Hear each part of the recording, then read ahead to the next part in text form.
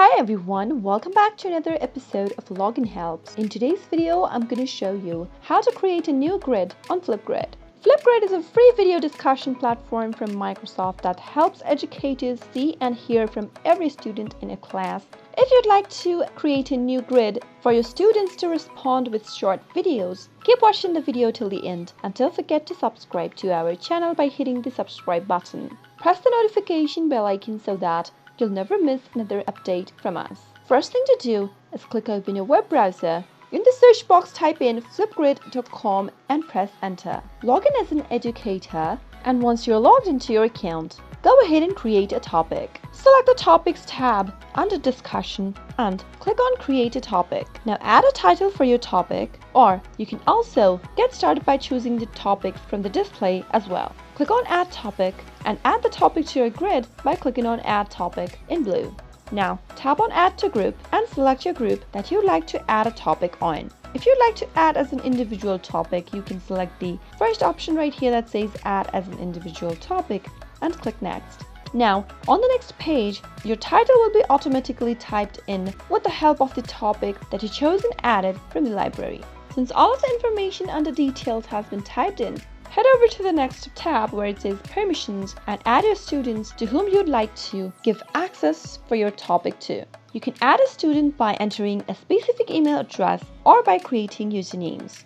If you'd like to add students with email, click on Student Email option and type in their email in the text box right below. If you'd like to set username for your students, go to Student Username option and now type in the first name for your student, their last name, and then create a username for them. Click on Add in order to add them to the student list. Now once you're done, if you'd like to add a password for families and guests to open the topic, you can enable this button right here and type in the guest password. The guest password should be at least 8 characters long and must contain 2 of the following displayed right here. After your password meets the criteria, you'll be able to see a green highlighted text appearing right below the password box. Under Essentials, you'll be able to see a button that says Topic Moderation. Right next to Topic Moderation, enable the button, and once you do that, only video responses and comments that you approve will be shared. Under Recording Time, you can select the time for your students to record their video in a certain topic by choosing from the drop-down. If you want to allow comments on video responses, click on this drop-down and choose whether you would like to allow video comments only or text comments only, or you can also set it to none if you want to disable comments on video responses. Under Closed Caption, select your preferred language from the options. If you'd like to add any attachments, files or documents to the topic, you can do it by adding a link and adding a title. If you want to add more attachment, simply click on Add Another Attachment and you'll be able to attach more links on the topic. Under Status, select your status for your topic. Choose whether you would like to make it active, frozen or hidden. If you want to allow responses and comments on your topic, you need to keep your topic status to active. Under Notifications, if you'd like to receive notifications and updates about new responses and comments, click on the drop-down and choose how often would you like to receive it. You can also choose to allow people to get email notifications for responses and comments with your topic.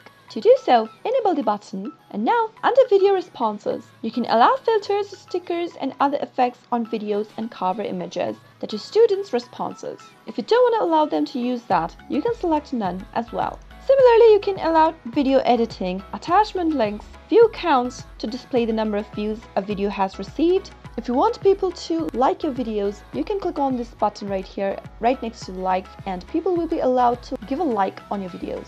Similarly, you can allow sticky notes while recording, and you can also allow videos to be downloaded and shared by their owners. To do so, make sure to leave this button enabled. Go to the feedback section and you can either select to provide basic feedbacks based on ideas and performances, or you can select a custom feedback and add the criteria for your feedbacks. After everything's done, you can click on this box right here that says Save Changes to My Default Settings and click on Update Topic. And with this, you have created a grid on Flipgrid. Students can now go ahead and participate to record a response in the certain topic that you've created. That is how you can easily add a grid on Flipgrid. I hope you found the video to be helpful. If you did, go ahead and give us a thumbs up. Comment down below in the comment box if you have a question or a feedback for us. I'll soon be back with more tutorial episodes. Goodbye till then.